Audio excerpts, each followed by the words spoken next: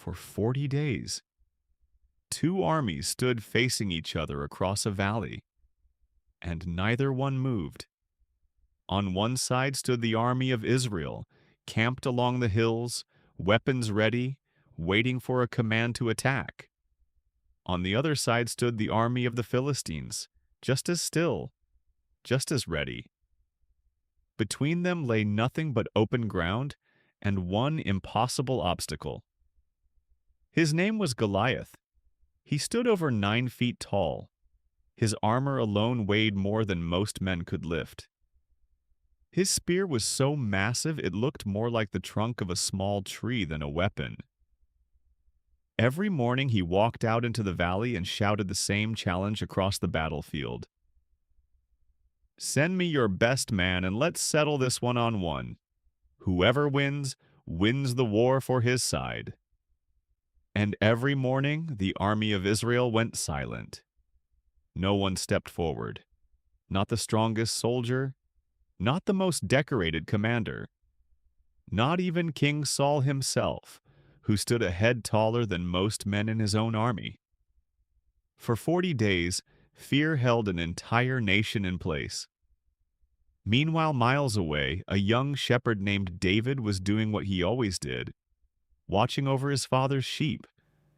He wasn't a soldier. He wasn't trained for war. He was the youngest of his brothers, the one usually left behind while the others went off to do the important work. But on this day, his father sent him to the battlefield with supplies for his older brothers. And when David arrived, he heard it for himself. Goliath's voice, echoing across the valley, mocking the army of Israel and the God they served. David looked around at the soldiers near him, fully armed, fully trained, and frozen. He asked them a simple question. Why is no one doing anything about this? His brothers told him to be quiet, to go back to his sheep, to stay out of matters too big for him. But David didn't back down. He went to King Saul himself and said something that must have sounded almost reckless. "I'll fight him." Saul looked at this teenage shepherd and saw exactly what everyone else saw. Someone far too small, far too young, far too unprepared for a battle like this. He offered David his own armor, his own sword, but none of it fit. David wasn't built like Goliath, and he wasn't going to pretend to be. So he set it all aside. He picked up his shepherd's staff. He chose 5 smooth stones from a nearby stream and placed them in his bag. And he carried nothing into that valley but a sling, the same sling he'd used for years to protect his flock from wolves and lions. When Goliath saw him walking out alone, he laughed. He mocked David openly, calling him a boy, telling him he'd feed his body to the birds before the day was through. But David wasn't shaken. He said something that day that has echoed for thousands of years. "You come against me with a sword and a spear, but I come against you in the name of something far greater than either one." Goliath moved toward him. The entire battlefield held its breath. David didn't run. He didn't hesitate. He reached into his bag, placed a single stone in his sling, and swung it with everything he had.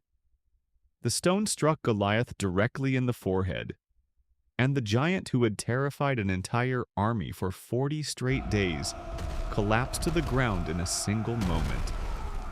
It was over. The most feared warrior on that battlefield had been brought down. Not by the biggest sword, not by the strongest armor, but by faith, courage, and a willingness to do what everyone else was too afraid to try. Before you go, take a moment to reflect on this. David wasn't the strongest man on that battlefield. He wasn't the tallest or the most experienced. He wasn't the king. He didn't have the best armor, the biggest sword, or the loudest voice. He was simply the one who refused to let fear decide his future. And maybe that's exactly why his story has survived for thousands of years. Because deep down, every one of us can see ourselves in David.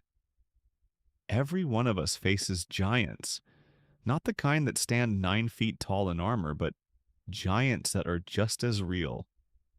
The giant of fear telling you that you're not good enough. The giant of doubt, whispering that you'll fail before you even begin.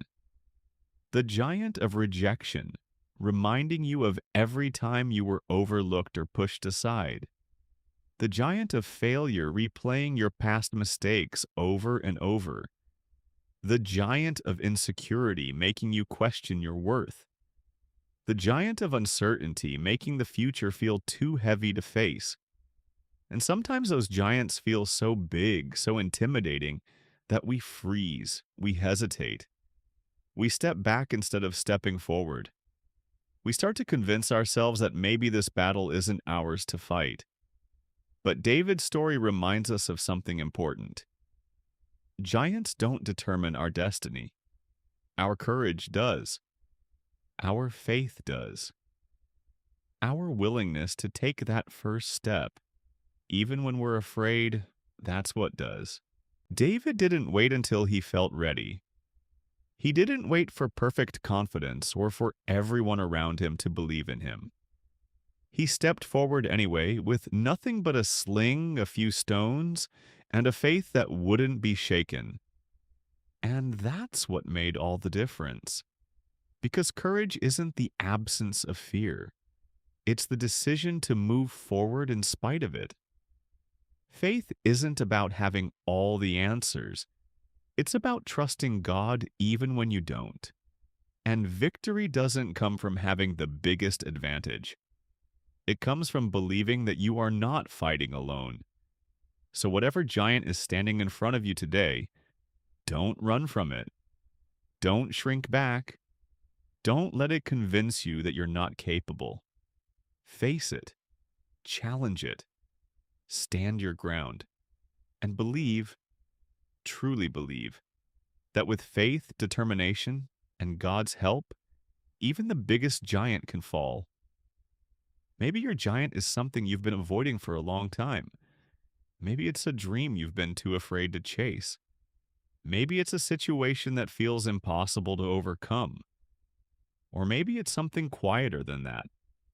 A battle no one else can see. Whatever it is, remember this. You don't need to be the strongest. You don't need to be the most experienced. You don't need to have it all figured out. You just need the courage to take the next step. One step at a time. One act of faith at a time. Because every step forward weakens the giant. Every moment of courage chips away at its power, and eventually, it falls. So today, make a decision. Decide that fear will not control your future. Decide that doubt will not silence your purpose. Decide that your story will not end in defeat. Because you were created for more. You were created to rise. You were created to overcome. And just like David, you already have everything you need to face what's standing in front of you. So stand tall. Lift your head. Take that step. And trust that God is with you every step of the way. And if this message spoke to you, if it encouraged you, if it reminded you of your own strength, take a moment to support the channel. Subscribe so you don't miss the next powerful Bible story and life lesson. Leave a comment below and tell us, what giant are you determined to overcome? Your answer might be exactly what someone else needs to read today. And if you know someone who could use a little encouragement, send this their way. Sometimes one message is all it takes to change someone's entire outlook. Thank you for watching. And remember, every giant falls when faith stands tall.